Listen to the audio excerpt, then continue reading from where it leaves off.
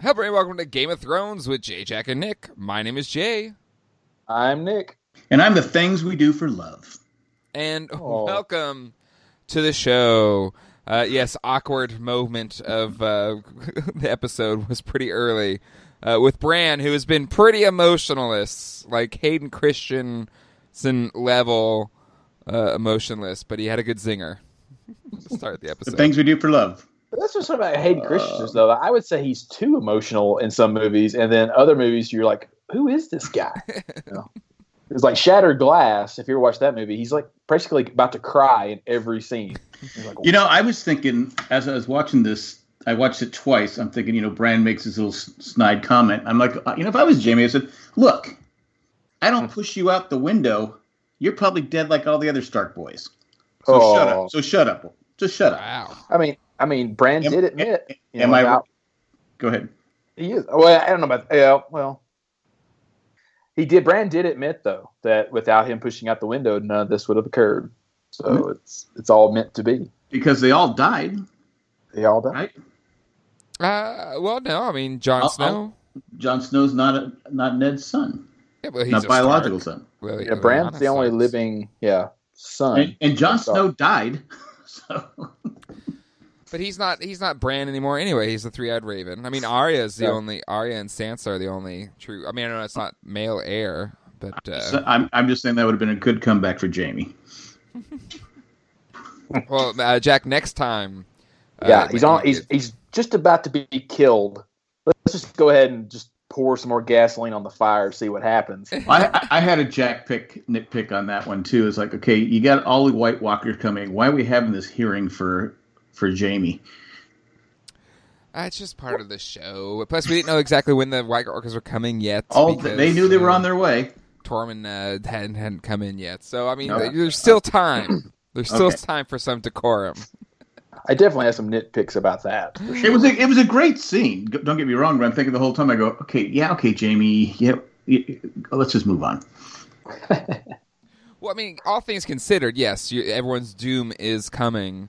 But there is, and even then, you have to give Daenerys some leeway to be like, okay, this person that killed her father basically ended the Targaryen reign, or at least put it into, That was the one thing I fully expected Jamie to actually finally tell.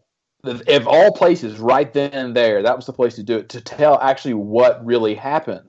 And he didn't, because that's why he killed the Mad King, is because you've seen it already, like with Cersei, like how much wildfire was in King's Landing. And that's what he wanted to do. He wanted to completely burn King's Landing. Like that's what he was saying, was burn them all, burn them all. Like he just wanted to just level the whole city. And that's why he killed him, was to save all the people in King's Landing. So it was like, why wouldn't you just say that? That's why I killed him. Because Jamie doesn't talk about himself unless he's provoked. or I mean, Daenerys could easily say, "Oh, it's like, of course you would come with some reason." It wasn't until now Sir Brienne of Tarth kind of came to his defense that the tides kind of turned in the trial of Jaime Lannister. Right. I agree. Concur. Well, we had kind of the penultimate to the it's Battle of Winterfell. Is that the official name? Next, That's next probably Sunday. what it would be. I don't know if they've announced it. And Winterfell's a dump. I think I just let him have it. Oh, yeah. When it is the smallest of all the capitals, it's nothing special. Yeah, you're, you're in the just look. you're in the middle of a barren snowland. It's dingy. It's. I don't know. But I did want to talk briefly about, that you said, the Battle of Winterfell being the next episode title. The episode title for this one was called A Night of the Seven Kingdoms. Ah. And it's really a nice little homage to... Why'd they call it that? Yeah, that's what I'm saying. That's why they call it. It's an homage to the novellas, the prequels to... Sort of not prequels, but like the little stories before Game of Thrones that feature Sir Duncan the Tall, which is Brienne's grandfather. Oh, really? Yeah. I did not know that. Cool. And This is why we have it. and that's also, because there was just 3 novellas released so far about Aegon the Fifth, also known as Egg, and Sir Duncan the Tall, who was not Sir Duncan the Tall, just Duncan the Tall then. And when they were condensed into one book, it's called A Knight of the Seven Kingdoms. So it's kind of a neat little thing. Shout out to people who have read these little stories, which I highly recommend. Well, there you go. Yeah, well, we have a lot to dig into. Not a lot of action, but a lot of character. I could say character development, or just kind of continuing those stories along. Kind of like their last hurrah before we assume a good deal of these people are not going to make it through the next episode. So it was nice to kind of get to spend time with everybody that was there at Winterfell. And we'll be digging into that during our recap today. Nick is coming to us from Baker, Nevada, using hotel internet. So, Nick, the Nickernet legacy continues for you. Yes. So far, it's doing pretty well. Yeah, you sound good. You sound better than Jack. But for anyone out there in the map, I'm next to Great Basin National Park in the middle of nowhere in Nevada. So. And Jack, as always, is coming from his echo chamber with a very big goldfish behind him. Jack, how are you doing? I'm doing great, and the goldfish is staring at me. Knows we're talking about it.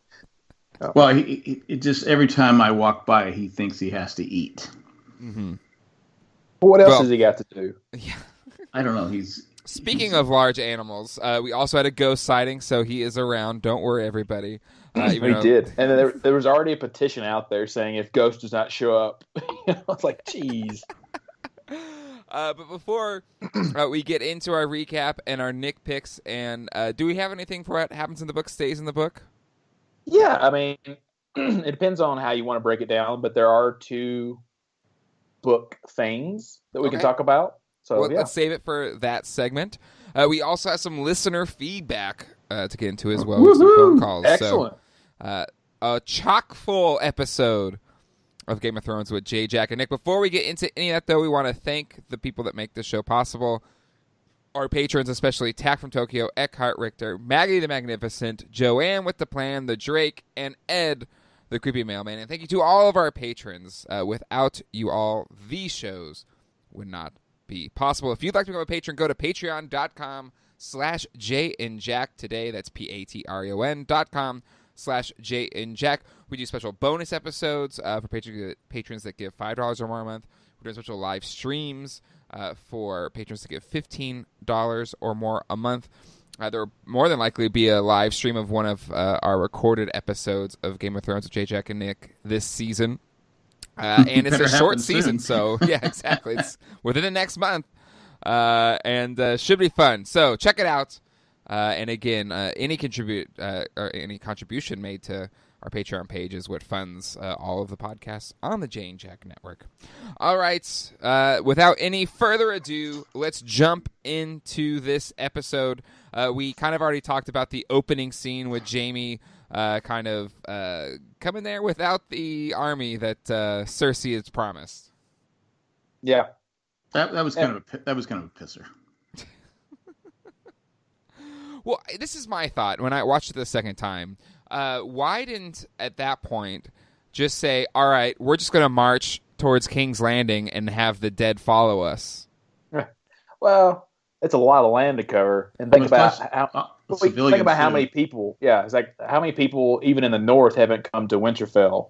So how many more people would the Army of the Dead gain by letting them march all the way south? That's true. To me, it's Cersei's in the best position here because, say they even beat the dead, how Cersei has all that army down there. I mean, she's in a much more advantageous position, and I'm kind of with Daenerys being ticked off here. You gave me an idea. Instead of the whole army going that way, just take a few people in Bran, right? Oh, that's true. Just take Bran to King's Landing.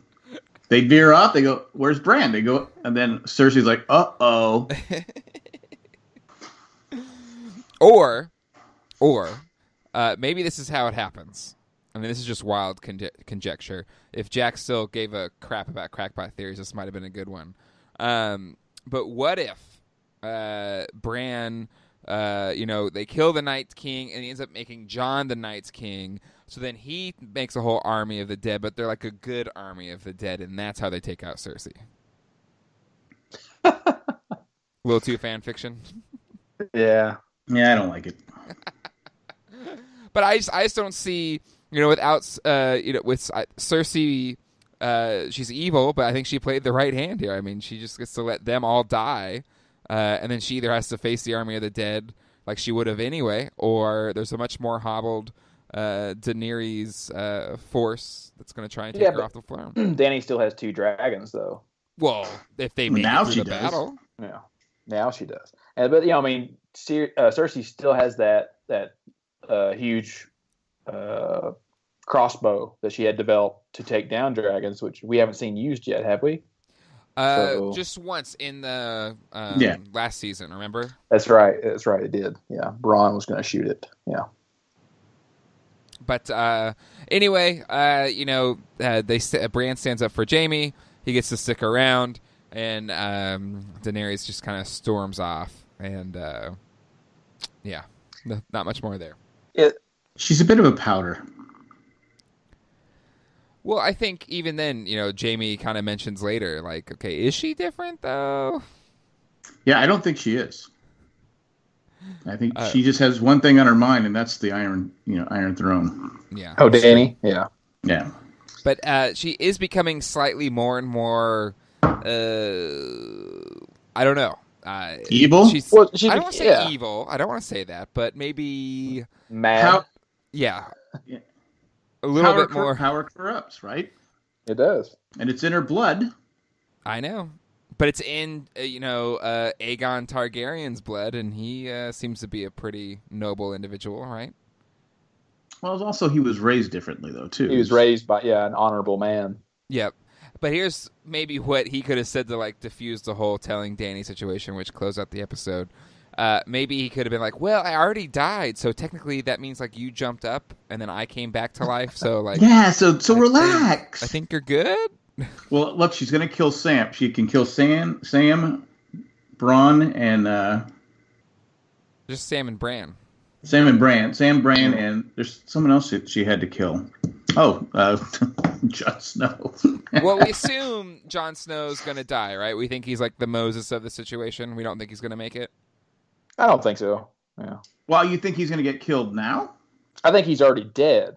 Well, and it's one of those things that once the magic leaves, or I mean, who knows? He might live, he might not. But I think it's the same. Like the Lord of Light's keeping him alive right now, and once his purpose is fulfilled, what's going to happen? Is anyone more upset with Dany the fact that she cared more about the Iron when she found out the news that she was no longer the rightful heir to the Iron Throne, or that she just had sex with her nephew? Colin and I kind of brought up the same thing. I was like going, there's other things here to talk about. In the scheme of things, the Targaryens, right? And Nick, you can kind of back this up. They kind of prefer to keep it in the family, right? They do. They keep it all in the family. Yep. So, okay. All right. Which is that's the saying is that whenever the Targaryens have a child, that the gods flip a coin to see if it's going to be crazy or not. It's because they're just so inbred. Mm-hmm.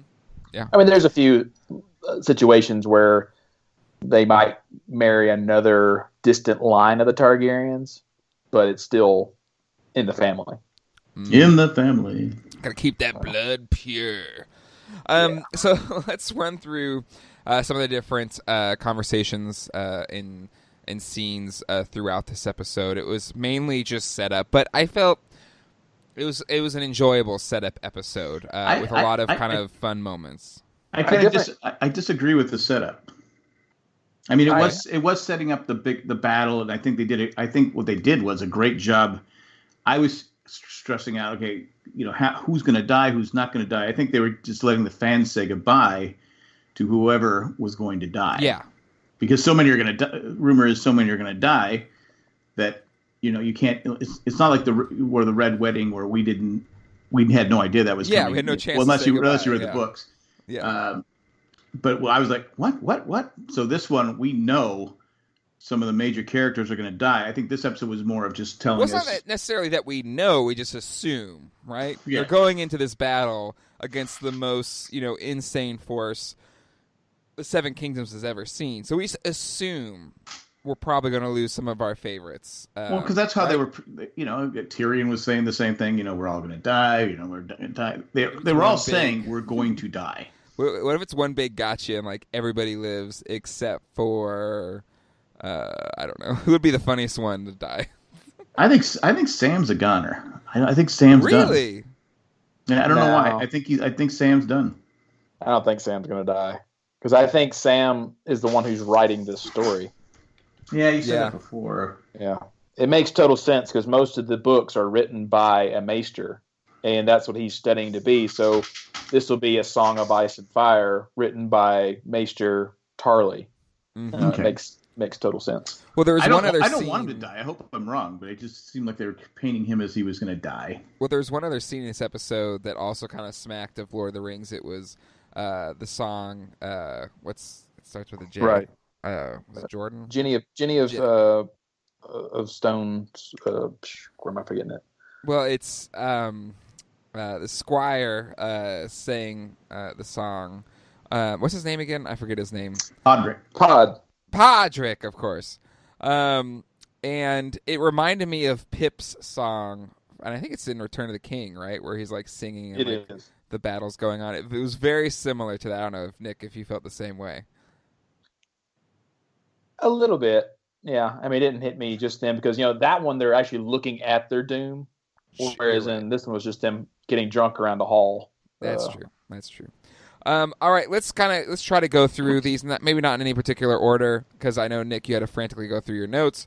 But we had basically Tyrion somewhat on the outs. Daenerys, I think maybe rightfully so, is second guessing her choice's hand.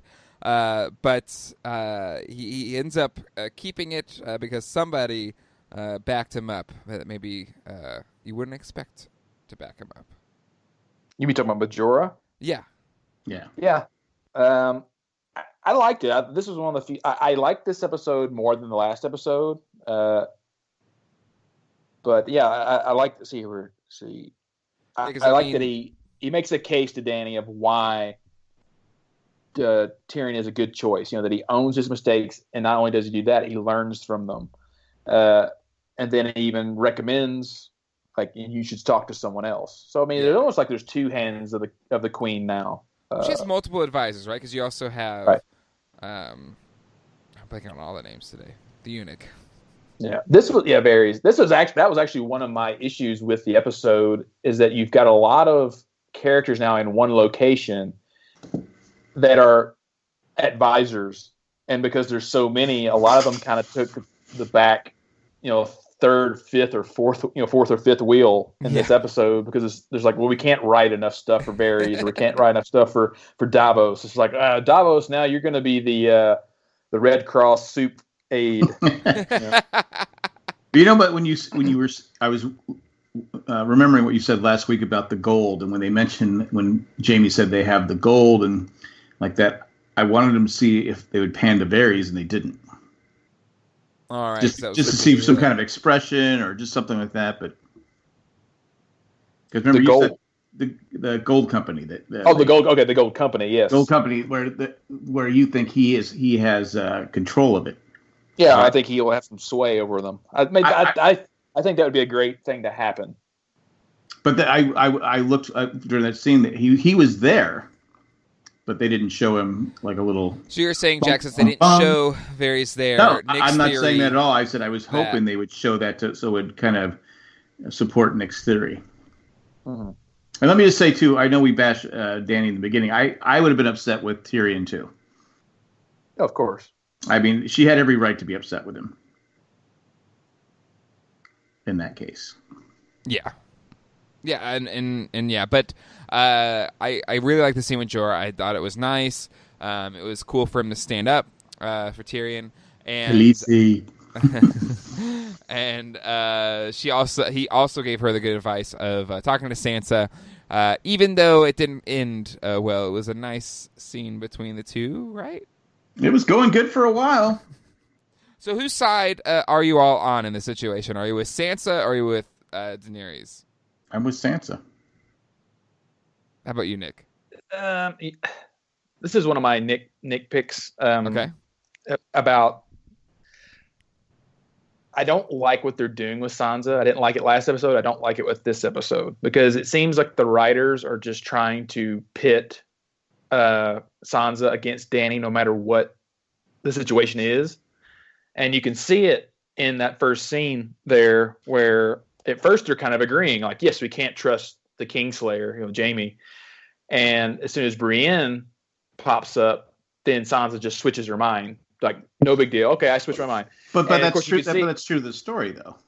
But you can see it though in Dany's face, though, like she's like shocked that all of a sudden Sansa just switched. But then a few scenes later, you see Sansa when Dany, from Jorah's advice, when Dany goes to speak to Sansa, she goes, "Is this over Jon?" And Sansa's kind of like, "Yeah, a little bit." She goes, "Because men can't be trusted because when they're in love, they do stupid things." But at the same time, you just changed your mind in a split second when Brienne's making girly eyes at Jaime the whole time. So, because she's doing that because she loves Jaime. But what Brienne said was not it was true. It's true. It was true. So what she was saying, and Sansa has complete faith in Brienne. So to me, I won't pick it apart because it's true to the story. I mean, I agree. I think Brienne Nick, is in love with that her kind of oscillating, kind of like, yeah, no, yeah. That was a little because at first she's, you attacked my dad, and then he spoke up and said, we were at war. I would do the same thing again. And that's when Brienne spoke up and said, look, and Jaime has been nothing but, he's a man of his word. Of all the things, he is a man of his word. Yeah. But then I'm just making the case against with Sansa, like how they're doing the character kind of strangely, and that she's very indecisive or paranoid. Because you also, in that same scene with Dany and her alone, in the previous episode, Sansa had said, I thought you were the smartest person in the world. Now you're just an idiot. But then she defends Tyrion to Dany. So it's just kind of like, well, do you think Tyrion's smart, or do you think he's an idiot? Well, I think that's a wake up call to Tyrion, though. Yeah, I Snap think out of it. Because I think Sansa was right to tell Tyrion that, but I think she also cares about Tyrion. So I think it's fine to be able to to play both. It's not as jarring to me, but it's Nick, you are entitled to your picks, and that's why they call them picks. I disagree with Nick. Okay, cool. Well, they seem to get chummy, but then the hand is removed from Sansa's when she says, "Yeah, but what about after?" Okay. We finally got free, and we're our own kingdom up here. You can't have six. Well, here's the thing. Okay, why can't you just say, okay, you guys we'll have an alliance, but you get to be independent in the north, right? Or is that just not? And Nick, you know more about the history here. Is that just not feasible for the Seven Kingdoms, or is just Dany being stubborn?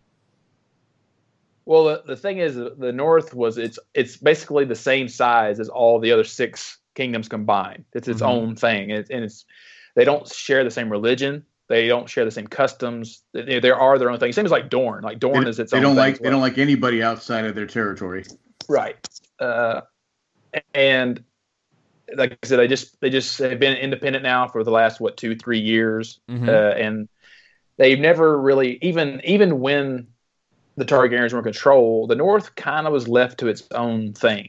Because it's just too far for the Targaryens to go up there and patrol. So that's it's like we don't really. The only thing that kept the kingdoms together was dragons. Yeah, and so that's why they splintered off so easily after the Targaryens fell. But I kind of agree. I think that the North should remain independent. They've earned it. So you agree with Sansa? I agree with Sansa in that they should be independent. But I disagree that. Why did she have to bring it up right then? It's like there's plenty of other stuff to do. They're all agree with you. I think that should have been brought up afterward. They don't even know if they're going to survive. Yeah, exactly. I think you could play politics a little bit better, scotch better. But I think it's setting up to show that Dany is ruthless, though. Mm-hmm. I mean, we've seen it, but I think that So- I think that's what they were going for. Is that a satisfying end for that character though? If she's just going to turn mad like her father, is that would we call that lazy writing, or is that something that you could think honestly would happen in the book? I don't know if she's going mad. She's power hungry, but that doesn't make her crazy. It just makes her. I mean, she wants something.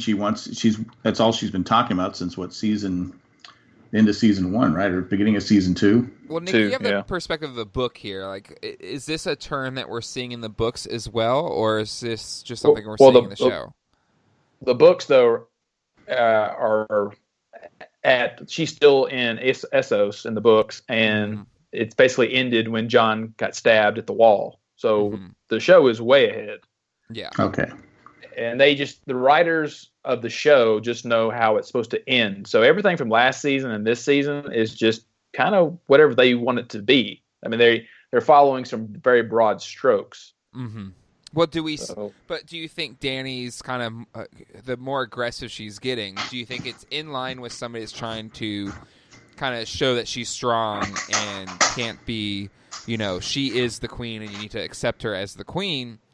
Or is it something edging on the Targaryen madness? I think it's a bit of both. The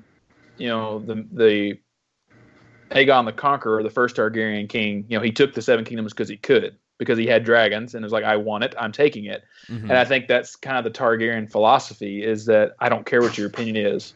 I don't care if it's right or wrong. I'm doing what I want to do. Mm-hmm. And so if someone to counter them really goes against their natural instincts. Mm-hmm. Yeah. All right. Well, cool. Jack, are you doing laundry or something? Yeah, what the hell are you doing over there? I don't know. It was a pong from somewhere, but... A what? I have nothing open, but it sounds like a Facebook notification, but I don't have it open. Well, no, it sounds like you're moving around and... Oh, no. I'm just sitting here. I shifted in my chair. I apologize. Again, Jack records in his bathroom, and that's why it sounds like that. All right. And sometimes I gotta. When you record in your bathroom, sometimes you gotta stand up. One talking point, though. So if Jon does become king, though, of the Seven Kingdoms, does the North still want its independence? That's the better question. To me, that's the solution. Even if I was Dan, I'd be like, well, what if I marry your brother? Like, and then we kind of unite our houses or whatever. Is that some type of agreeable solution? That's to me what I would think. But they gotta live first. Yeah. Or survive, I should say. I think that's just part of the twist that's going on right now. We don't know who's going to survive and what's going to happen. It may turn out Sansa is the complete the ruler of the Seven Kingdoms. Who knows? Yeah. I don't know. The Game of Thrones. Who's going to sit on the throne? Exactly. But there's no point in doing it now till after we see what happens after this episode. All right. So going on from here, other big things in this episode. Tormund comes back. That was a funny scene. And great comic relief throughout the episode, but says that the army's coming by the morning, and also Jaime has a scene with Bran that's not much there aside from why Bran didn't out him. I don't think there's anything much more to say about that, though, right? No. It's another one of those things where I feel the writers are in a bit of a weird crossroad with Bran, because I don't know if it's the actor or just them, the way they're writing, because I think with a lot of people, he's kind of creepy. It's either they're trying to make him worldly and to like he knows all, and it's same as later when they have the big war council and he talks about how to defeat the Night's King. But he just feels disconnected, and it kind of bothers me. Like, is it hard is it hard to feel worldly or somewhat ancient when you have peach fuzz under your nose? Is that the problem? Maybe it's because he doesn't want to be maybe he doesn't want to be who he is. Well, I think it's just because he's like I said, I think I said this last season when we talked about it, is that once you've seen the past and you've known everything for the last 7,000 years or whatever, you kind of emotions. I guess it'd be a bit of a downer. Yeah. It makes for great TV. Can we talk about Arya and Gendry throughout this episode? We kind of were saying there was a little bit of tension last week that we picked up on, and this week that tension kind of came to a head, so to speak. Very uncomfortable tension. Yeah. Well, okay. So there was a lot of uproar online about this. There was scene. There was, because I mean, if you think about it, this show started in 2011. I'm not sure what year she's born, probably like 93. So she was just a kid.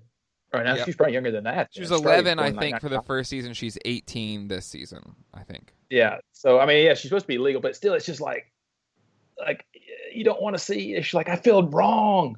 You know? Yeah. It's like, oh no, don't go there. Yeah. Don't go there. But I guess they're trying. If she can fight, I don't know. It just. Well, to me, I look at it this way. She is an adult. It's kind of like, but it is kind of like having your own children, or somebody that you like took care of as a kid or whatever. Eventually, I mean, they're going to be adults and they're allowed to make adult decisions. It's kind of weird because you know them as a kid, but now they're an adult. So it's just one of those things. I don't blame her for wanting to experience this before she may die tomorrow. So So I get it. I get why there's uproar, but also kudos to her for finding her. If she wanted to have sex before she could possibly die, she got it. So good for her. Yeah. But I know a lot of people were really wanting this. Fans, like, oh, this, Gendry and Arya should hook up, and there'd be a happy couple. What's their ship name? I think it's like, isn't it Gendria or something like that? There is a ship name for the two of them. Oh, right. Yeah, I have no idea. Yeah. But I think it works. I think it made sense. I think she was kind of badass about it, which was cool. But I also see where people are like, "Oh, it's our little Arya," but it's like, well, she's grown up. She can murder people. But you accepted her as a murderer. Yeah. What does that say about our society that we accept her as a murderer, but she wants to have sex? But it was for revenge when she was killing people. Sure. Okay, there was also a lot of speculation about. Okay, well, she gave Gendry this thing to make, but it didn't look like there was any dimensions or anything on the parchment that she gave. What do we think about her weapon that Gendry gave her, which is a fairly large kind of staff with two. Yeah, I still don't know what it is. It just looks like a spear, but it's not a spear. Yeah, it's like a double-sided. Double-sided. Careful staff. But yeah, because from the drawing, but you're right, it didn't have any scale on it. You wonder because it looked like in the drawing that it was detachable, and this from what we saw didn't look like it had anything that was detachable. So I was like, what is it? Was there supposed to be like her Valyrian steel blade on one side and dragon glass on the other that could be pulled apart, to be like Darth Maul's lightsaber or something? She's designed it for a reason. Yeah. We'll have to see. There has to be a reason behind it. Well, I mean, again, to Nick's point, to me, I really thought it would detach, so then you could do kind of this bow staff, twirl it around, like cut a whole bunch of people up at once kind of deal, and then like say you want to get more close quarters combat, because eventually it would come to that. You could separate it and then kind of have a dual wielding weapon of some sort. So, I mean, there's more to see, though, right? I mean, maybe it does still separate, but it was a little underwhelming, Gendry. Not your best work. Well, speaking of their earlier scene, though, I thought sometimes the Arya now is a bit wooden character. She's just kind of a stereotypical badass, and I want to have her more dialogue or more emotion. Well, the Hound commented on that. Yeah, he did, and he addressed it, which is true. But I liked how Gendry was thinking of her in the last time he knew her, in like season 4, of just being kind of naive and not being able to defend herself, and then she quickly, picks up those darts, and she starts throwing them, hitting them, and then he's like, oh, wow. Like, so she's. Can I have my weapon? Yes. Yeah, exactly. I'll get right on it because it's just she's showing him and just without saying anything, like, I'm not the person you thought I was. And so I did like that. Yeah. We have Theon Greyjoy comes back and very warmly received by Sansa. I know that was something that we talked about. We assume Sansa would, come to Theon's defense or be supportive of him. Yeah. But that kind of seemed to be, and even towards the end during Pod's song, they were sharing a meal together. So did you see Dany's face though? She goes, "No one ever cries and hugs me." Well, I mean, yeah. Think about it. They have a shared torture history together of, and then he did save her from him. Yeah. From the Boltons. So it makes sense. Ramsay. Yeah. Thank you. You're welcome.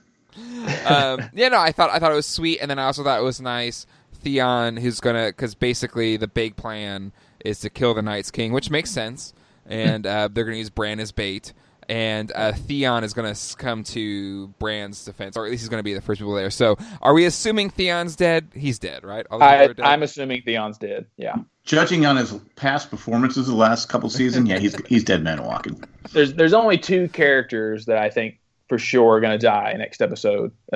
Theon is one of them, and there's one more that we'll talk about when Swin brings that person up. Okay, I'll go. Well, I can go ahead and talk about it now. Sure. So during the homage of like everyone parting before the battle starts and all that, everyone in this episode talks about, well, we're all going to die. At least we're going to die with company, or like, yes, we're dying. But there's only one person that talks about the future, and that's always like, you don't talk about the future, you're going to die, and that is Grey Worm. Yes. Like, yeah. No, Yes. like, you don't talk about the future, Grey Worm, and then he just kisses her and runs off to his men. You're like, you're so dead. Yeah. Well, the worm is dead. Because it adds more drama to his death. Because but they were gonna go get a beach house and retire. Yeah, and I was gonna defend you forever. But like, yeah, it's like, I'm sorry, Grey Worm, you're gonna die. That's fair. Another person I can assume is not gonna die is the Hound. It was a really fun scene with him and Sansa. I know we talked about like man, we haven't had the Sansa Greyhound scene, Hound scene yet, and we got it in this episode. I thought it was fun. But we need the Clegane Bowl still. Wait, we got a Hound, Sansa? I'm sorry, Arya. Sorry. Hound, yeah. I watched it twice. I didn't see that. You're right. No, Sorry. we did? I'm getting my Stark. Actually, yeah. Well, the only part of that scene, even though it was very short, the only part of it I really enjoyed was Beric Dondarrion, sitting out and start to give him the preach. He's like, he's the Lord of Light's going to wonder why he brought you back 19 times to only die when I chunk you over this wall. That was... But yeah, Clegane Bowl is definitely going to happen. There's too many people that want it. I want it. It's, because it's his full story arc of getting his revenge for his brother being, so mean and burning his face as a child. It makes total sense. Yeah, exactly. Other things here, Jorah kind of getting a Valyrian steel blade from. Oh, nice. Yeah. Sorry, that's the other person. Way to work it, Jorah. You think Jorah's going to die too? Yeah, because so between him and Lady, I'm blanking, his cousin. Lyanna. Yes, they had a great scene. She's gonna live, right? She's too stubborn to die. Yeah, she's a fan favorite, for the show. She's a minor character in the books, but I think she'll live for sure. They can't kill a little girl, a little kid. I mean, they've done it already. But... Talk about this Game of Thrones. Yes. Game of Thrones, yeah. But will she have like a badass fight scene? Like, is she going to take down the whole damn army herself? Because that's what it seems like. I'd run from her. She scares me. I know. I think the audience wants that to see her, like, see what she can do. And that would be pretty cool to see, like, this little badass girl just like pull out a sword and just like knock down like 5 White Walkers or undead people. It's like, like, all right. Gilly and Lil Sam seem to be okay. So there they are. What else? Okay, we gotta talk about the fireplace scene, the knighting of Brienne of Tarth. But just I really enjoy the scene. I know it was just kind of just them commiserating, but you had the hilarious Tormund story of why he became Giant Spain. Let's get into the first one of that first. Sure. And let's see here. Well, first it's just Jaime and Tyrion. And then Davos came in to warm up his fingers. Is that what he came in for? Aw. What, too soon? Yes. Poor guy. He's a good guy. But yeah, so you had Tyrion kind of saying he wished his dad was here to see. Funny it is. Which, James like, really? But to see that his two sons kind of died in protecting Winterfell. But that was funny. Oh, go ahead, Nick. Yeah, but like I was saying, like when you're saying, so yeah, they all arrive in the Tormund. Those, everyone I think is you have this two conflicting. Like, do you want Brienne to end up with Jaime, or do you want a lot of people that want Tormund to end up with Brienne as well? Because it's the first thing he asks for is the big woman still here. Yeah. But when he gets in the room, he's making like rookie mistakes with flirting, and I didn't understand it. It's like, come on, Tormund, because it's just it's our last night. We can drink, like it's and he's just basically saying, let's go roll around in the hay.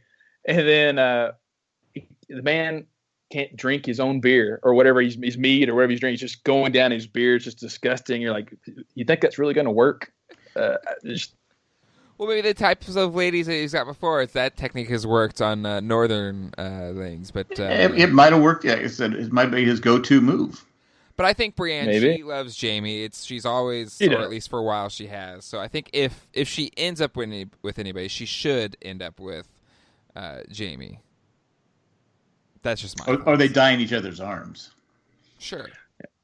But I did like the knighting because of all the characters, it would be Jaime to say screw tradition. Let's just go ahead and make you a knight because probably all gonna be dead anyway, and it's something you want, and she's earned it. Yeah, she has it. Yeah, and arguably she's the most honorable. The first time I watched it, there was a. Go ahead. No, I was just saying she's the most honorable, one of the most honorable people, in this show. So deserving of knighthood. Well, that's why we go back to where we were talking about Sansa listening to her. Why wouldn't she listen to her? Yep, exactly. In the beginning. Yeah. But you can see it. I thought the first time I watched it that she even had a tear going down her cheek. Saying like, my dream has finally come true to become a knight. Mm-hmm. But I don't think it was in the second viewing. Well, her eyes were welling. Like there was she had eyes. She had some water in her eyes. Okay. Who didn't have water in their eyes? Yeah, it was moving. I thought it was very sweet. Got me a little bit too. Yeah, I thought it was a beautiful, beautiful scene. Nobody cried when Old Yeller died. Come on. But I just thought it was fun them sharing stories. I loved when Brienne was told, "Pause, like, no, you can't drink, or maybe half a drink," and then you have Tyrion just like overflow his cup, and just gives him a look. Like it just these people, and I think even maybe Tyrion brought it up. At some point we've all kind of fought against the Starks, and here we are trying to defend Winterfell. Right. But it's kind of just cool, all of these seasons and all these characters and crossing paths and, impacting each other's lives. But here they are, at the end of all things, kind of sharing a moment before this great battle. And I just thought it was a really cool, just a fun kind of scene to play out. I agree.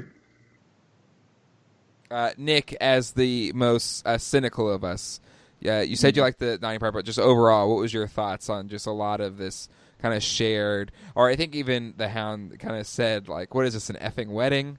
But it just definitely had that vibe of people all getting... The Hound was Nick. The Hound was speaking for Nick. Yeah. But I dug the vibe, but what was your overall thoughts of that, Nick?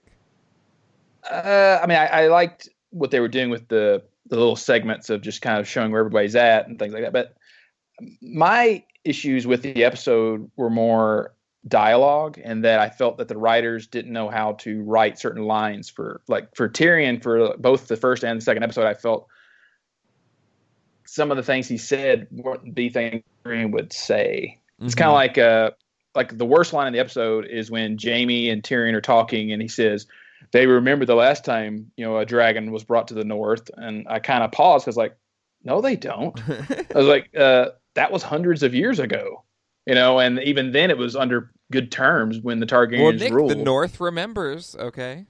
Yeah, but it's just kind of weird.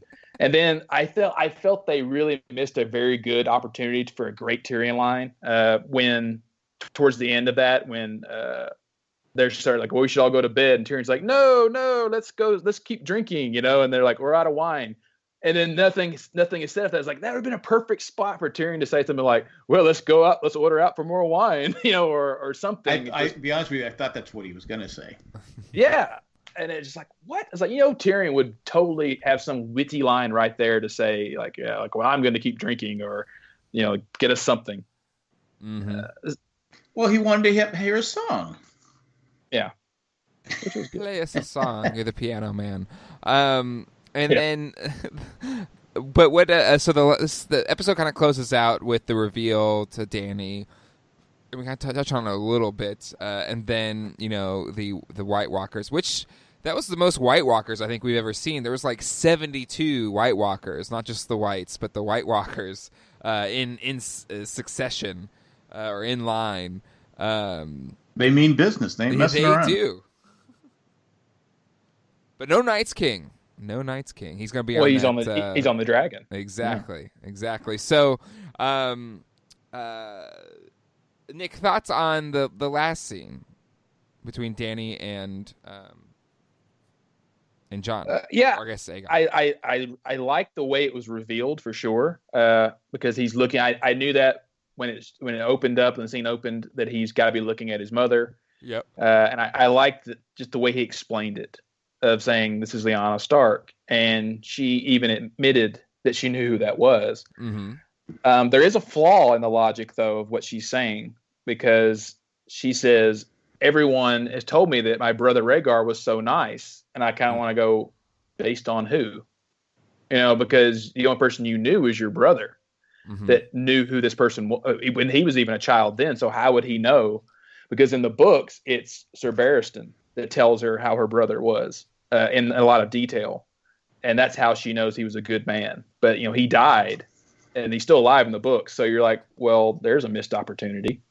Well, so that was we assume it was told by somebody. Like, yeah, but that's what you wonder. You're like, well, who told you? Because you were always kind of around yes men or people that were just trying to sell you for who you were, because you were a Targaryen. I don't know. It's just one of those things I kind of went, okay, a little bit of but you can see, though, that she did buy into the narrative that Robert had always told, that he kidnapped her and he raped her, and that's it. And so she believed that about her brother. But and of course, you see her reaction to it, and it made me immediately think of Sam and what Sam said to him. Was like, would she give up her crown for you? Because you've given up everything for her. And you can see it right there. She's already like against it, of going, well, that makes you the ruler now, and blah, blah, blah. And so it's a hard. She just tries to discredit, Sam and Bran. I think it's fair for her to point out, though. I think that is fair. Yeah, of course. I do like when he's telling the story, and he gets to where he had a son, and Robert would have killed it, and she's starting to put two and two together, and then Ned Stark took he's like going, wait a minute, hold on a second. So it was starting to click in her head what was going on too. Yeah, her facial expressions, like the facial acting to swallow. Was great. Yeah. I mean, we talked about Sam last week. His facial expressions, like, I thought hers were really good in this scene. I think so too. Yeah. True. I mean, her facial expressions were good when she it was talking to Sam in the last episode, because you can see it as soon as he says Tarly, she goes, not Randall Tarly. Like, oh fuck, I'm screwed. Someone else I killed. Oh wow. Yeah. He didn't bend the knee. I'm sorry. Pretty simple. I like barbecue. Sue me. Extra crispy, just like I like it. So we're set up for a big battle next week. I think it's 84 minutes the episode. They added like 20 minutes to the episode or something like that. So what it took, people said it took 55 days to film this this scene, this whole episode. And That's what I've heard. One of my favorite jokes is because Helm's Deep from the Lord of the Rings books and the movie is long considered kind of one of the most epic on-screen battles of all time, and they're saying like this is going to make Helm's Deep look whatever, but some people are saying like unless you have Gandalf coming in on a white horse separating things, like I don't know how you top it, but what are our thoughts or theories on how next week is going to go down? Do we end that episode with either the victory or defeat of the White Walkers and the Night's King, or does that continue? I think there has to be the defeat at the end for the Walkers. The White Walkers are defeated. Well, I guess there's only 3 more episodes after that. So yeah, is that the conclusion of that, or should there be more? Next episode is them licking their wounds and trying to figure out who's left and how to get Cersei. Nick, what do you think? I would prefer it not to be the end of the White Walkers in one episode, because you've had so much build for this one moment and you're going to do it all in one episode. I would almost kind of be a little disappointed in it, but you never know. It just depends on how well the episode shot. Because you're right. There's a lot more ground to cover because you still have to convert Cersei. You still have to decide who's going to rule, what the future of Westeros is going to be. I mean, there's a lot more stuff to cover. And that's what almost makes me worried, because you've seen with the pacing of these 2 episodes that they might be going a little too fast. Like, I don't want it to be like a lost last couple of seasons where, because they narrowed it down to 6 episodes, where it's like, why did you do it to 6? Like, why didn't you just do 10? And then you could have more story and then really have a good build and more character development. I don't, because some of the things that my issues, a lot of it with it, are just kind of how they're rushing to get to this end. That worries me. Yep. No, I could totally see that. And that to me, where like I could, because there's just not a lot of episodes left, so I could see where that kind of ends this White Walker battle. But it's just like this, and I know it's an extra long episode. It's movie length episode, so maybe they could get it all in. But I feel like there's so much there, and you're right. Like, this has been set up since the first episode of the series, and it would be tough if that's all we got. But we don't know. We don't know what it is yet. I would think the battle would have to start right away next week. Sure, I think it will, because we basically, this episode like leads no more right singing. Up to it. Yeah, no more. Yeah, exactly. So, I guess we'll have to wait and see. It is promised to be epic, and I'm sure it'll live up to that at the least. All right, Nick, why don't we do your nitpicks, and then we'll get to some listener feedback and close out with what happens in the book stays in the book. But before we get into any of that, we're going to take a quick commercial break. Here we go. All right, that was a great advertisement, one of the best. Nick. We kind of dug into a couple in our recap, but nitpicks, what do you got for us? Yeah, I mean, it's me. Anyone out there who's listening to me, they know I always have to complain about something. It's me. So one of them, because I've already discussed some of them, but like the scene with Brienne and Jaime when she's watching Pod train and she's really proud of him. Yep. I was kind of disappointed in this scene too, because Brienne was kind of being prickish, and it's like, you can let your guard down. Like Jaime's being real with you.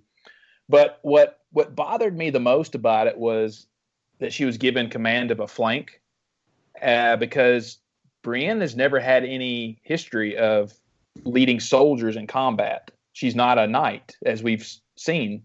She's just been in the Rainbow Guard.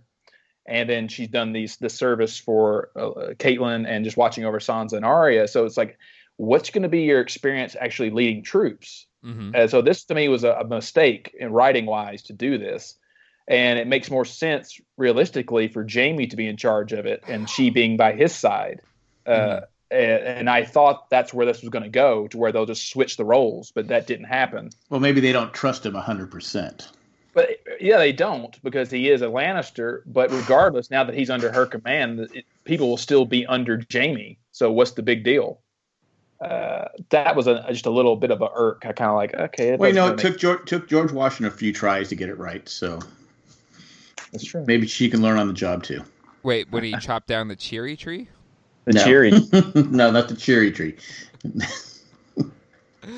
He didn't do so hot in some of his battles. Well, it wasn't great in the French and Indian War, and he kind of, his start to the Revolutionary War wasn't too great either. But he ended well. Yeah, so he Finished that's what I'm strong. saying. Finished strong. She could finish strong. She might make some mistakes, Uh-huh. but people of the North may not follow. Who's following her? The people from the North, because they may not follow Lannister. Mm-hmm. So maybe they have to go with Brienne. And I'd follow her. She's a tough fighter. Oh yeah. It's a nitpick. You don't necessarily have to agree with it. He's just You have to giving agree his with nitpicks. It's Go fine. with Sam. He's the only one that's Just being go with Sam. Let Sam lead it. He's killed a White Walker. So Uh-huh. All right, Nick. What else you got for us? Okay, so when Tormund and Beric arrive, it's just little things of just logic. It's me being logic. So John actually goes, "How long do we have?" And he's like, "Before the sun rises." Now I get it that this was probably just to give some dialogue and to tell the audience, this is the battle's going to be here tomorrow. But in my mind, it's like, wait a minute, did they not prepare? Did they not have scouts? Did Bran not have little crows flying around to give to keep up where the army's progressing? It's like True. you're just leaving it to Chance. these guys to show up. what happened if they didn't show up? You wouldn't Yeah, even. exactly. That's That's fair. where it is. Just like that's a bit silly. Yeah, that's fair. That's fair. That's a good nitpick. I'll back you up on that one, Nick. I'll back you up on that one. Okay. If anyone says Nick is nitpicking on that one, I will hunt them down. That's a certified fresh Nick pick. a But Nick, Okay. I will say there's some great memes about you last week. I think this week's is going to be, I'm Logic. I think that's going to be for next week. Don't give them ideas. Have you guys noticed on Facebook and Twitter that everyone's saying I'm cute? After I said that, And I'm talking. I don't even know if these people listen to it. I mean, I'm just talking about random. I go, huh? I mean, I don't know if this has been going on for months and I didn't pay attention to it, but all of a sudden now, Nick. Oh, all the cute memes. So I'm cute. I'm cute. I'm cute. Well, I'm that's what going, was perfect about Nick's line, and then he's now part of the meme lexicon of. But I maybe, like I said, maybe I just never paid attention to it before. But like, wow. We don't have that many listeners. If you don't know what we're talking about on our Facebook, I think it's posted on a lot of our Facebook group, Patreon Facebook group, but it's facebook.com/group/Jay and Jack group. There's some great memes around Nick's cute comments last week. But anyway, Nick, what other picks you got? Okay. During the war council with Bran when he's talking, now I get it from a show's point of view. It's just easier to say if we destroy the Night King, then we destroy everything because it gives everybody just one goal and it's a simple solution. Yeah. But I don't see it going that way in the book. It's just too simple. It's too fantasy. Yeah. I didn't like that it seemed to be that there's a history, like some kind of feud between the Three-Eyed Raven and the Night's King, because there's no evidence of that ever. And also that there's been multiple Three-Eyed Ravens. There's also no support to that either. As far as we know, the one that Bran got his powers from or learned from was the very first one. So that just kind of seemed odd to me that they're setting this up as, these two versus each other, which I thought was weird. And let's see here. Yeah, but I think I get it. But to your point, it's probably just a simplification of the story to kind of make it easier to kind of digest from a TV show perspective. I mean, yeah, I did like, though, what they said is that his goal is to destroy history, just destroy human existence, because this would go perfectly in line with what the original goal of the Children of the Forest was. Because the Children of the Forest, when the first men came and then afterwards, this war started because humans were invading Westeros, which was their land, and destroying all the trees and things like that. So they created the Night's King to wipe out humanity. Mm-hmm. And so it's kind of like a rogue computer program. He's just fulfilling his original programming to kill all of human beings. Yep. And that makes total sense. Okay. Classic Crichton backfire. Right. Crichton backfire. All right, what else you got for us, Nick? That's what I'm looking for. Do you need I think, glasses? Like I feel like I hear you squinting. yeah, I am squinting. I mean, I'm sitting on a bed in a random hotel looking at my little bitty Mac computer screen at 2 or 3 pages of notes and Listen, trying to everybody, read. Nick's giving you a lot of material to make some memes for this week, so please, for our Photoshop Yes, aficionados out people. there, make some good stuff. Okay, I think I'm good. Okay. We can do the email, and then I'll get into the book segments. All right. Well, we got a couple calls. I want to save one call for the book segment because I think it was directly related to that. So I will save one of those calls for what happens in the book stays in the book. But first up, we got a call from Kyle Baker. Here we go. Hey, Jay, Jack, and Nick. This is Kyle Baker from Wilmington, Delaware, calling about last night's Game of Thrones episode. On my HBO Now app, it was Game of Thrones 69. Make your guess now. Actually, I believe it was called Knights of the Realm was the actual name. It should have been called The Calm Before the Storm. Really good episode, but not a whole lot of actual action. It just seemed like there was a lot of just tension and waiting, and that was kind of what they were trying to get with the episode, was just the sense of waiting for something to happen. On that front, it really seemed like, they wanted to have a nice, almost pleasant episode with a lot of characters. I think that they're trying to prepare the viewers that not all the characters are going to survive the coming battle with White Walkers. In my opinion, using something that I believe Nick has said previously. By the way, I will not be listening to the episode for a little while, as I've only started listening to the Game of Thrones podcast since the season premiere last week.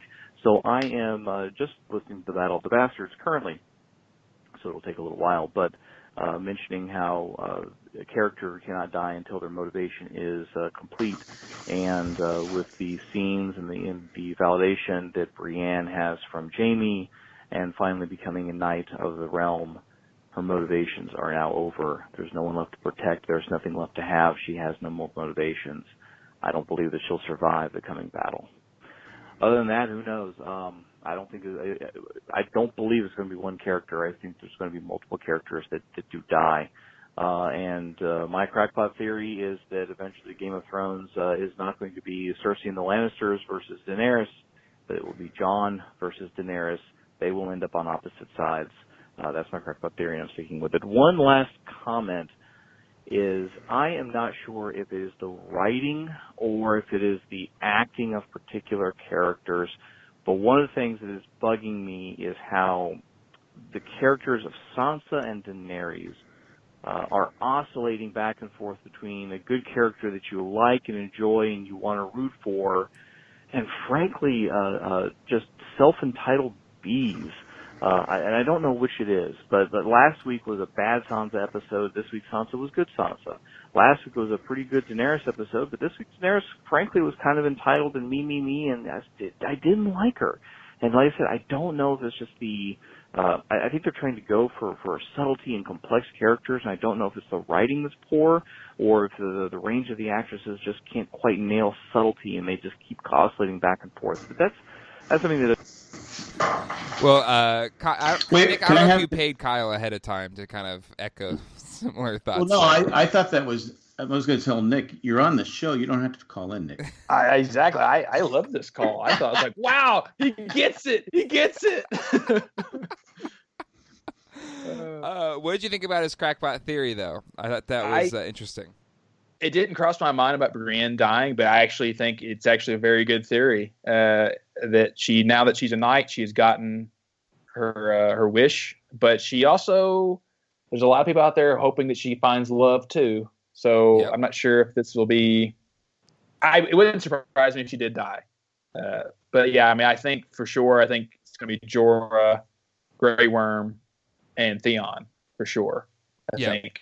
Well, here's the thing. Like, none of us should be shocked when anybody dies. I feel like no one should be shocked if anyone dies. Like, I'm prepared for anyone to die next week. Heck, you could even have Dany die, you know, and then she be, another cog in the Knights King's thing. Like, you're like, oh my God, what happens? Yeah. He also said that Dany and Jon Snow would be on opposite sides at the end. Do you think what would do that? I think if Dany were to kill Sam. Well, I was saying, like, let's say Dany is on a dragon and she falls off, or the dragon dies, and she somehow gets taken and she becomes an undead or White Walker. You could see that happening, and then him being resurrected from the Lord of Light and possibly being the prince that's promised. He's fulfilling his destiny to end it all, and it would make sense for her to destiny. Yeah. Join me is the only way. It's my density. Something dark side. Something complete. But yeah, I mean, I even liked that he's picking up on the same thing I'm picking up about the writing or the acting with Dany and the Sansa not really knowing. Are they just being against each other? What's up with this petty uncertainty and paranoia? It just doesn't come across well on screen. I don't think it's an acting thing. I think it is a writing thing. I think, and we've seen it before, where it's our oft-used term, lazy writing.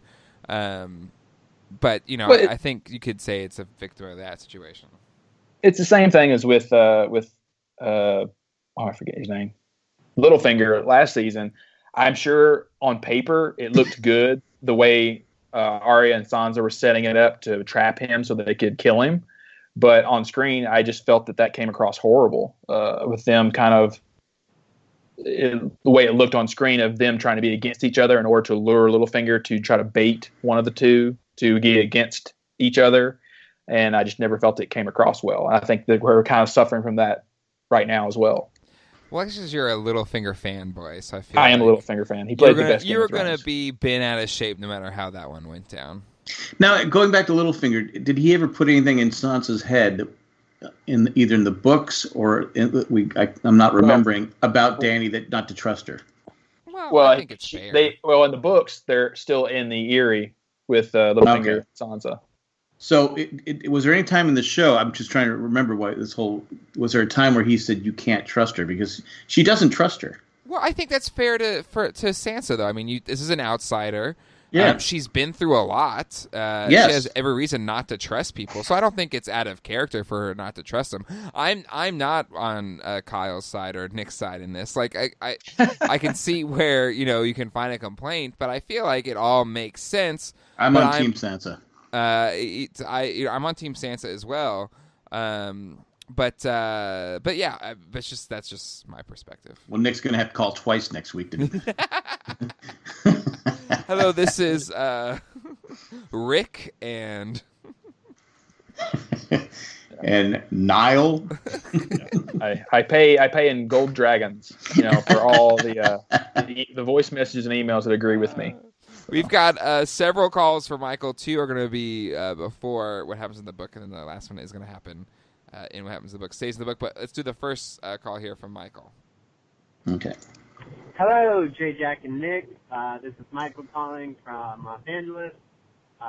Second call for this second episode. I just wanted to say that I may be in the minority on this, but I thought that these first 2 episodes were a bit disappointing looking back. I think that some interesting things happened, some poignant moments happened, but overall, I think when people rewatch this series, they're not going to get excited about these 2 episodes. And I think it's because they know that the rest of the series is going to be bloody and there's going to be death, and a lot of beloved characters are going to die. I get that. But this second episode, I feel like could have really been better. I thought the first one could have been better, and now, having seen both of them, I just wish that they had coalesced elements of these 2 episodes into one and then given us a little bit more. Like send out a scouting party with Jon and a few others and go find the White Walkers and, spy on them. Or, like show us something else. Show like characters battling, and, preparing for the war ahead a little bit more. There weren't enough memorable moments for me. You know, like Brienne of Tarth getting knighted and Tormund being hilarious. Jon tells Dany. To me, those are the highlights of this episode, and I think it's going to go down as one of the forgettable ones, and people are going to talk about the other episodes of this season. Hello, J. Jack and Nick. It is Michael once more from Los Angeles. I may not make it for this week for episode 2, but it's fine. It's not super time sensitive. I actually have a feeling you're going to say this. One of you will say this, probably Nick. But I just thought that there was a phrase that was really interesting. I believe it was Sansa that said it to Daenerys when they had their little meeting, the little girls' club tea time. She said, men do, stupid things for love, or stupid things for women, or something like that. Stupid things for women, I believe, was the phrase. Which is sort of an underlying theme that you could point to throughout Game of Thrones. Whether it's Robb choosing to wed someone that isn't a Walder Frey descendant, or Rhaegar being with the Stark woman, I cannot think of her name. Anyways, there's a lot of examples of this.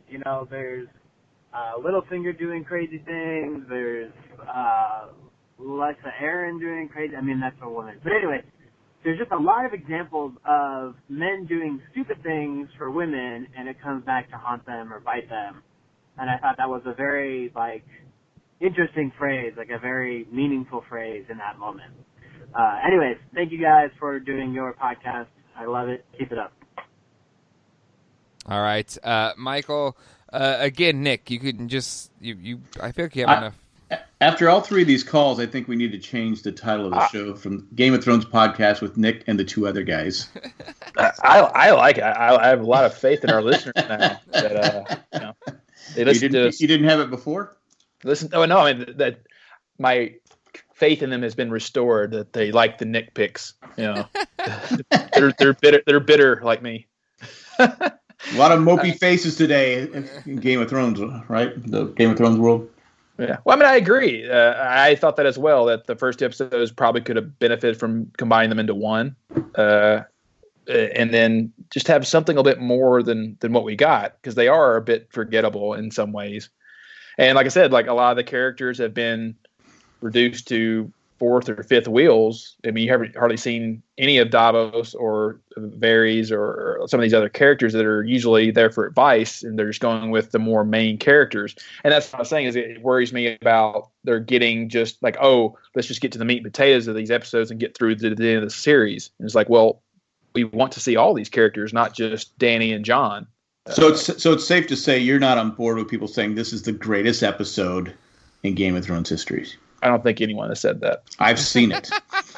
I've absolutely seen it's on our message. It's on our Facebook page. No, it was a good episode, especially coming from the first one. The first one I've seen it on Twitter. I've seen it everywhere. I'm going, I thought it was a good episode, but I would never not said the greatest of all time. It's not the greatest of all time. No, it's probably a 7 out of 10. There's definitely had some really good scenes. I mean, the Brienne getting knighted was a great scene. I really enjoyed that one. But like I said, it had some little bits of it that felt like filler.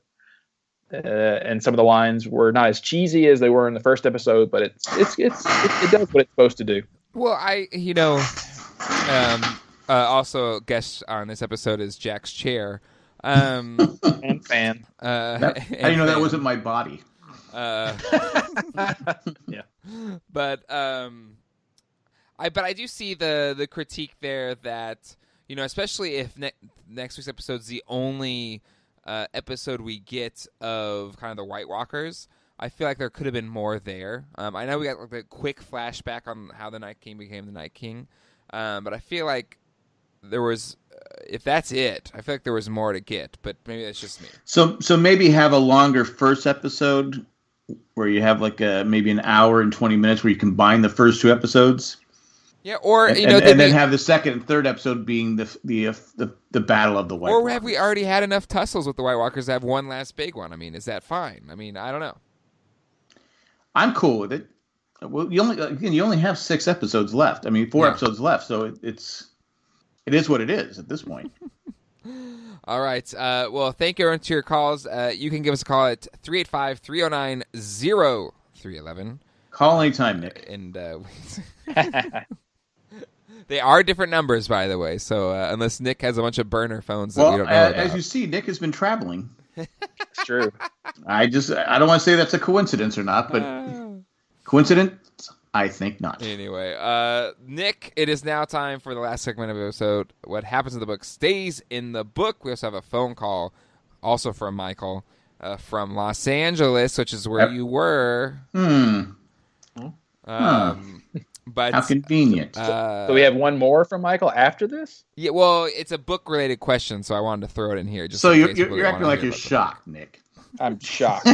Oh, we got another call? Okay. Anyway, so if you have not read the books, or you might find the books to be spoilery in some way, even though the show has been way more spoilery for book readers, possibly, than the book has for show watchers at this point, still, you can skip ahead to the end of the episode or just stop listening if you want to. But Nick, take it away. Yeah. Most of these things now are just things that are within the books that are brought up in hindsight, but they're nothing spoilery though. So the first one is a little small one with Tormund when he's telling how he got his name. It's true to the book in that he drank from a giant's bosoms, and that's how he's always claimed that he's so big and so strong. But in the books, he actually cut open the female giant's stomach and emerged from her to make her think that she was pregnant with him. Oh. And so a lot of people called him Giant's Babe, not Giant's Bane. Huh. And it's just a little difference in things that happened. And also, it's not. I didn't need that image in my head, so I'm glad they didn't go with it. But thanks for putting that there, Nick.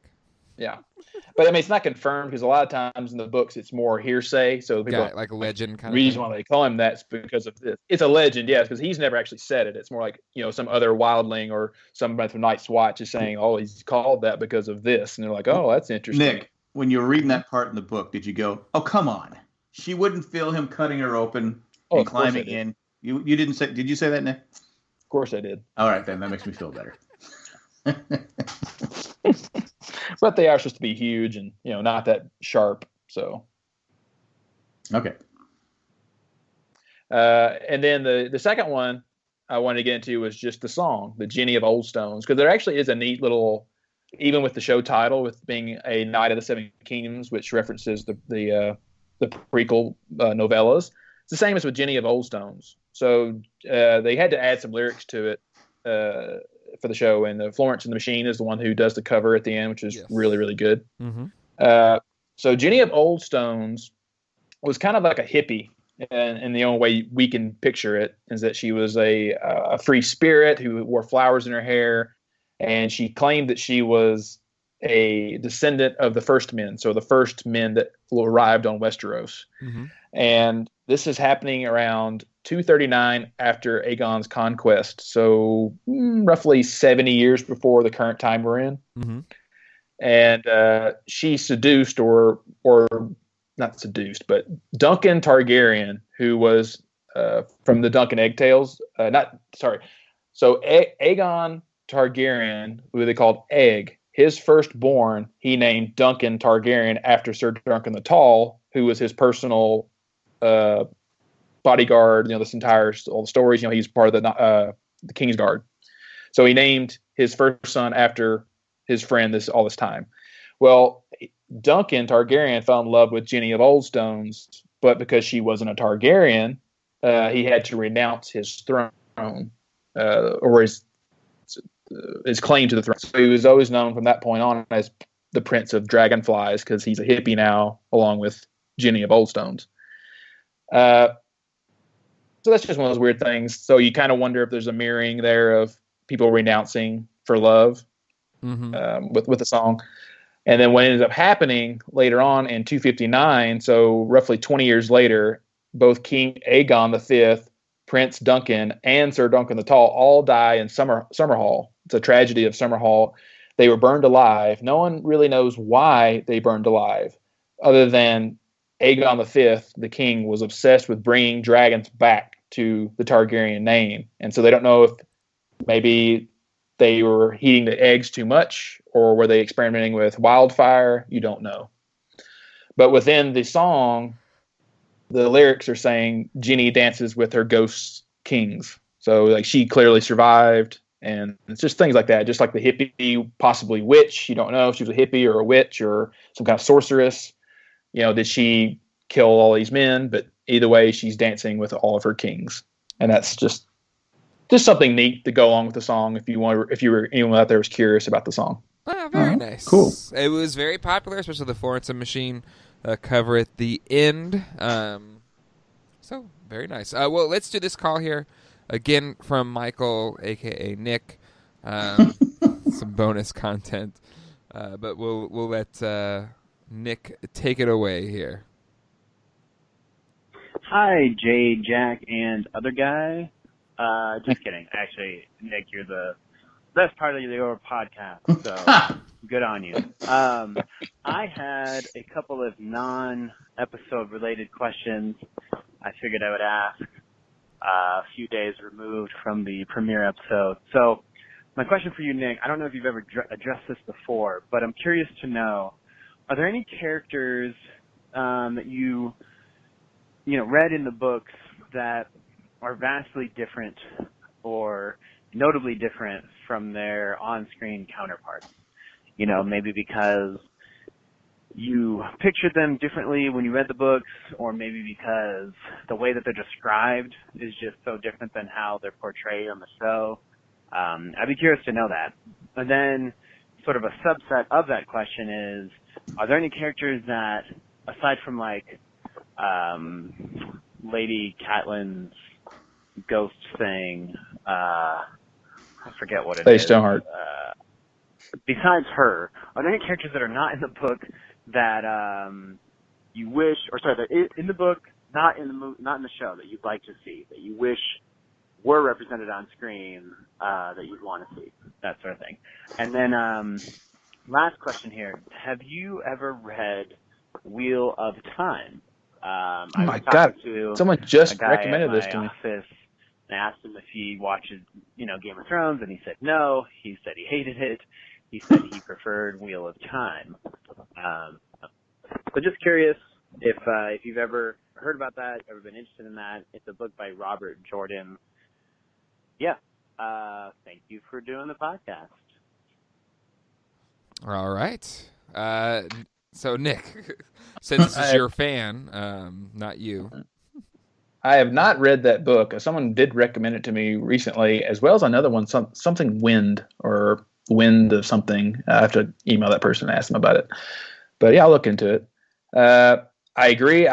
We were all robbed of Lady Stoneheart, which was a really great character so far, which was the zombified version of Catelyn Stark.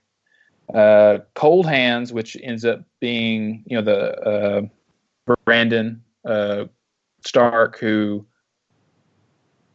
was guarding them beyond the wall. Like, that is something that at first we weren't sure if we were going to get in the show, and we did. There's John Connington. That is another story with another supposed Targaryen that's over in Essos, and they're trying to meet up with Dany, and then they land in Westeros to start another front to claim the Iron Throne. Like, there's a lot of sub stories that are in the books that have never seen the light of day. There's another story of a Dorne prince that goes to try to woo Dany, and he tries to steal a dragon. That's a really interesting story. There is Strong. What's his name? It's like there's Grey Worm, and then there's another one. It's like Strong. I can't remember. It's like there's the B. It's been almost a decade now, shockingly, since I've read these books, and I just kind of have to remember from time to time. And you put me on the spot, but I mean, there's lots of interesting things that happen and little stories that have been just completely taken out. The same as with Lord of the Rings. Like, there's just not enough time to cover them all. Yeah. And the thing about shows is that you might have a mental image of that person, but as soon as you see them on a show, that's all you can think about from that point on is, oh, okay, That's what they look like. And you start to forget what your mental image of that person was. Mm-hmm. Was that it? Yeah, I think so. I believe so, yeah. Other than saying you're the best part of the show. So. Yeah, well, at least someone likes me, Oh, just the Nick, other everybody guy. I'm likes just you. the You other are guy. the best part of the show. Without you, this show would not be possible. Much like our patrons. Without you, this show would not be possible. It is true. All right, well, that will do it. And thank you, Nick, for being here this week. On the road, going to your new home in Colorado. So next week, you don't know for sure if you're going to be here or not. So we may have a sub in for you next week. This week was the one I was really worried about if I could make it or not. I think next week I'm supposed to be getting internet at my new place on Sunday. Okay. So hopefully I can watch the episode and fingers crossed, because I feel like this next week would be one to really be sad to not have you be a part of it. Yeah, exactly.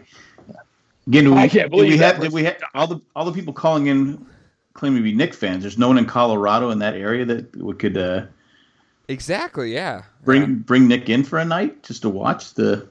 He promises not to nitpick as the show is going on, if that's what you're worried about.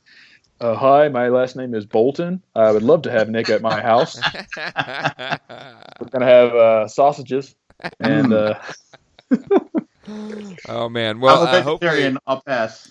Hopefully everything works out with the internet, and we'll be a full crew next week for the Battle of Winterfell. Good Lord, Winterfell. Battle of Winterfell. I haven't slept much, but anyway, give us a call at 385-309-0311. Calling time. And send an email to Game of Thrones podcast at gmail.com. Ooh, got a frog in my throat. All right, that will do it for this week's episode. We'll see you all next time. Hasta luego, and goodbye. Bye. Bye.